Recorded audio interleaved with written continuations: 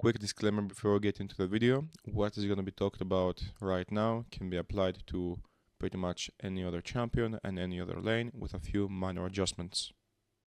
Hello everyone and welcome to another video. So today I am going to be doing the following thing, which is going to be play with commentary, and I will give you my thinking process throughout the whole game and before that as well. So let's get started. In this case I play Yone against Darius, and this lane is more favorable for Darius as we all know, for the most part. It is somewhat doable for Yone, but you need to play it near perfect, and especially around baiting his E, so spacing needs to be very precise. In this case, he's playing with Ghost and Phase Rush, as we can see, so he's going to be very quick. One single mistake from our side and he's going to be really fast, so it means he's going to be able to catch up to us, and he is gonna be able to slow us as well with his E and his W. Team comp wise though, as we can see, the enemy team comp I would say is much better for team fights. They have two AoE ultimates, which are CC ultimates. Udyr is very annoying with his ultimate as well once he gets a few items, so that is going to be a very big issue. And for me, once the landing phase is going to be over, going to the sideline and trying to split push against this guy is going to be very difficult when we combine it as well with Udyr as well, because most likely I will be facing those two guys for the majority of the part. If Darius is going to allow us to get any kills, basically if he will get to make a mistake on which we can punish and we can get ahead, then it is going to be a bit more doable on the side, since I will be able to snowball off like 1-2 kills, get ahead, get CS lead, obviously get an XP lead, gold lead, maybe get a few plates as well, because I'm playing with Demolish, as you can see here, because I can go on the tower with my E and proc a plate quickly. Now regarding the landing phase, what I would like to be doing is the following. I would like this guy to push towards me. Now ideally I would like to pull the wave as well, but because he's playing with Ghost and Phase Rush, it is very risky. He can ghost on me and fuck me up real quick. So I'm going to stay back. I will allow him to have the control of the wave, so he can push towards me. Like, even if I want to assert control over the wave, I really can't. As you can see, he's zoning me right now. I will try to stay in XP range as much as I can. He's backing away slightly. Up, we did get the XP from here. He's walking up for the minions. Also about runes, I decided to go for Phase Rush so I can be a bit safer. That was a very nice kill in mid lane. And now this is a part that a lot of people don't really like and they fall a victim of. So when you're going to be in such a situation, in such a landing phase where you have to give up control of the wave and sit back and wait, it is very painful, I understand, but you have to be very patient and allow the wave to come back towards your side. As we can see right now, also Nidalee is on the bottom side of the jungle, so we need to respect that. We shouldn't lose any HP, because if we do so and we're just going to be pathing towards top side, then we can get potentially tower dove if we'll get to be on low HP. But if not, if we respect Darius properly, we space properly accordingly to his spacing, we will not really allow that to happen. Now I can slightly pull the wave so it won't fully crush, and now I have some extra time to be able to thin out the wave. Now that he left and he went to place a ward, I need to thin out as much as I can before he comes back, because then it's not really going to be possible for me to do so. This is a very big mistake that Darius made. He should not have left like this and allow me to get this wave to be frozen. Unfortunately, I lose the cannon because of that small mistake. Okay, so he actually is staying fully. He might die, he might not. He has to recall for sure.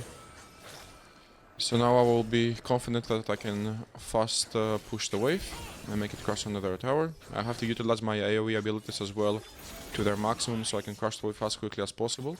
I'm going to go for a quick demolish proc, because it doesn't make sense for me to recall without doing that right now. It is some extra damage which can set up the plate for me afterwards, after 5 minutes, when the tower is going to be taking full damage.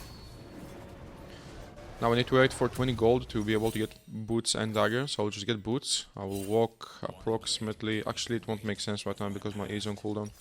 So we'll have to stay for a bit, get dagger. And now we need to be watching this wave state on our lane. So in this case, since he's slow pushing, we won't really have to use our TP. So we're chilling, we're just walking back to lane. And in the meantime, we would like to be watching around the map to see what's happening precisely. Now, for example, here we need to ping to our teammates that they need to shove in the wave, because being frozen like that, it's not really cool. And I also have some downtime. So if I go to lane right now, we'll just sit there and really do nothing. So we can be looking to use our E quickly. Let's get some vision over here. So block the plant, ward over the wall, so we can see when Grump is going to spawn as well. And now once the camps are going to be almost up, we're going to be able to see that because of the small stopwatch icon, which is appearing like this one, for example, here, as we can see. And this is going to indicate that there is going to be Udyr on top side of the jungle anytime soon, which is going to be super valuable information, as we can see here, for example. And this becomes only visible when you get some vision of that specific area, which is something very important to keep in mind. We're gonna try to farm as best as we can. This guy has boots, so we need to be slightly careful. I'm not quite sure as to... and there is Udyr, as you can see. Super important and invaluable information. Seems like Darius did the same and he went on the topside jungle of Manilali to place down some vision. We can't really fight with him. Even some poking and stuff like that is not really going to be worth it whatsoever, especially now that he has Tabis. He's owning me quite a bit. Maybe a W. This is sort of fine. Something short like that is actually fine, as long as I can get my E to place me right next to him when he goes for the Q. No, this is sort of okay. Unfortunately, I tried to get the cannon, but he's owning me very well, which is extremely good from his side. This is exactly what he needs to be doing. I'll have liked right now to go and place a ward on, void grabs, but unfortunately we cannot. Let's set up the minions quickly, so we can try to get them, and I think this one is going to be lost. Yep, unfortunately. Let's see if Udyr is going to be here on Krugs. Seems like that's a no. He started to pull the wave, and it sucks, but can't really do much about it. I will go and place down some vision though. And get a ton of HP. There is Udyr. Well done. I think Nida is dead though. Yeah, unfortunately, this guy flushed. And when there will not be a lot of things happening close to you, or like in your place, you would like to make sure that you are watching around the map to see when there are going to be fights happening. Just a bit of poke here, maybe potentially if he stays and he makes a mistake or two, we can be looking to punish him. We can be looking to use E as well over here to pull the wave in a safe manner. Popping potion right here is going to be pretty good in this case. Pulling guts is okay. He's taking a tower shot as well, as we can see, so that is okay. And the potion that I just used allowed me to be able to tank this trade from him. Just slightly pulling the wave like that once again. My E shadow is on a very good spot. And let's see if this guy is actually going to stay, because this is pressure for him right now. If he stays, then obviously we get to deny him the recall. If he doesn't, then it's okay. We get to deny minions and to be in a very safe spot and not allow him to get any kind of advantage whatsoever. And the fact that he has this one kill, he's not able to utilize it. This is very big. We also get to place a ward like that, because what can happen in situations like this when you freeze is when your opponent is coming back lane, he can sneak through the bushes and come over here without you being able to see him, which is what I do very frequently, and this works a lot. And yeah, it is a thing that you need to be keeping in mind, especially as you climb through the ranks. And when you're going to be in the lower elo brackets, you would like to make sure that you get to do something like that. Not gonna use my ultimate yet. Well done. Had to be very patient with my ultimate so I can get a good opportunity to use it. I wasn't going to die there under the tower, like if he was going to commit fully. I was going to be fine and he will have died, so that's why I held my ultimate like this, to simply get to use it for a much better opportunity, which got to represent itself as we saw in this case. Quickly get the plate, back away. This wave is going to slow push back towards me. Yep, this is perfect.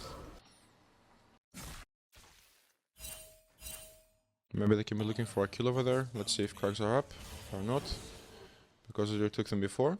At least this is good information for my jungler to know, so she won't waste time walking from right towards Krags. Hopefully she noticed that. Seems like she did.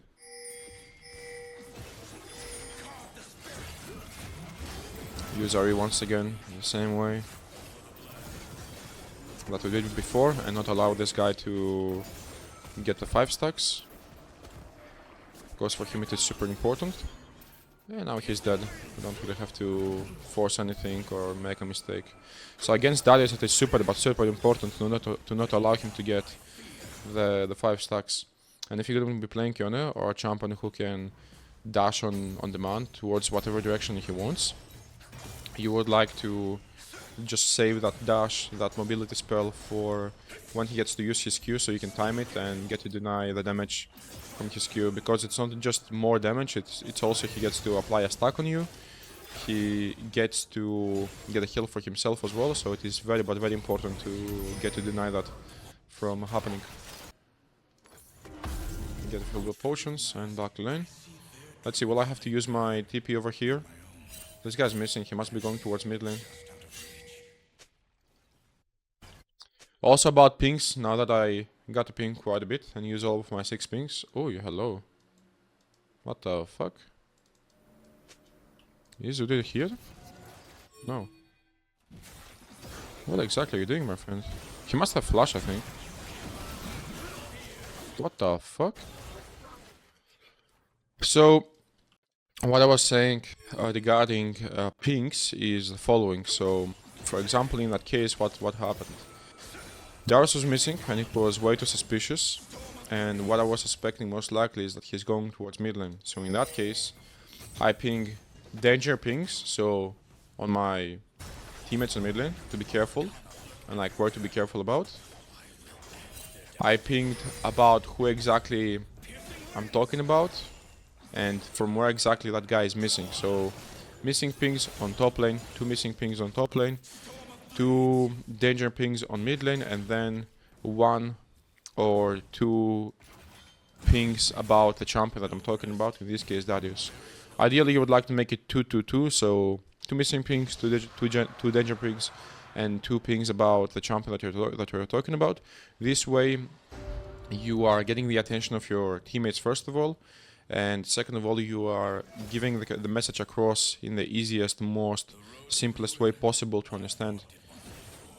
Because you would like things like this, since unfortunately we don't have voice chat in League of Legends, and only God knows why, as a competitive game.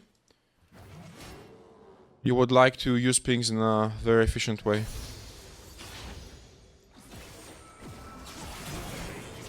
That is okay. It's okay, we're chilling. Perfect. We get the timing of the bleeding over there perfectly, and the spacing also was quite good to get to delay his passive stacks to be applied. And as you can see, we are not really getting to force anything which is unnecessary. We are going in when the opportunity presents itself, and it is safe to do so. I think I did get the tower with the plates, not quite sure. Right now, Udyr is dead, Darius is up. I will have liked actually to stay for this Grom, but it will take me way too much time right now when I have barely any damage from my items. So let's just better recall, buy Bork, and come back to lane. We'll see if we'll have to use our TP in this case. So let's take a look. On mid lane there is really nothing to use our TP for. Let's see if Darius is going to be staying on top lane. Yep, he is. He placed the ward over here. And I don't think he's going to be able to push this wave in time to make it crush. Yep. So once again, thin out the wave, stack up our Q3, use W, and now pull the wave as much as we can. There's a fight happening over there with Udyr and Nidalee, as we can see on the minimap. And Darius is going to be moving towards it for sure.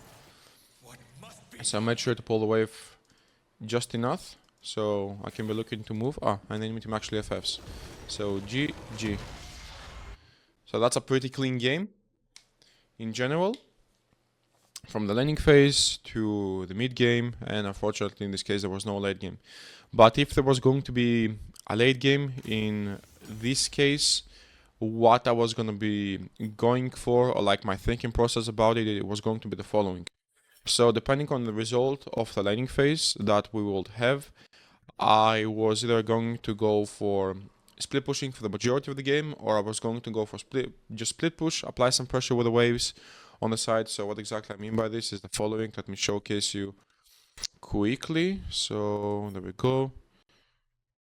Can we get this somehow out of... Yeah, you can. So what I was going to be doing is the following. So in this case, that's me. In this case, this is Darius. So, and let's say we were going to be on bot lane. We're going to be on bot lane. Just both of us split pushing. And let's say, for example, the mid laners were going to be on top.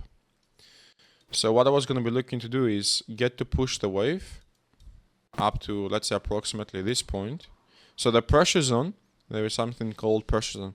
So the pressure zone for both sides is once the enemy wave gets to cross this point, all of this here is the pressure zone. So what I was going to be looking to do is the following. Let me get the eraser as well. Is I was going to be looking to, let's say T2 was going to be only up. And I was going to be looking to get the wave approximately in this area, give or take. And once that was going to happen, I was going to make immediately a rotation towards my teammates on mid lane. So then at least when this gets to happen, and let's say team fights for me and my teammates, as we can see here based on the comp, it's not really that good for us.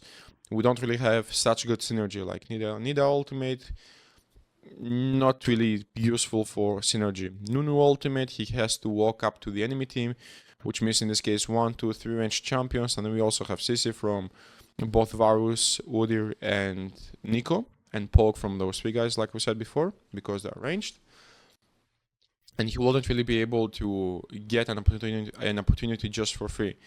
We have some setup from Rakan, and Kai'Sa has some damage as well, but the only setup is going to be from my ultimate and from Rakan.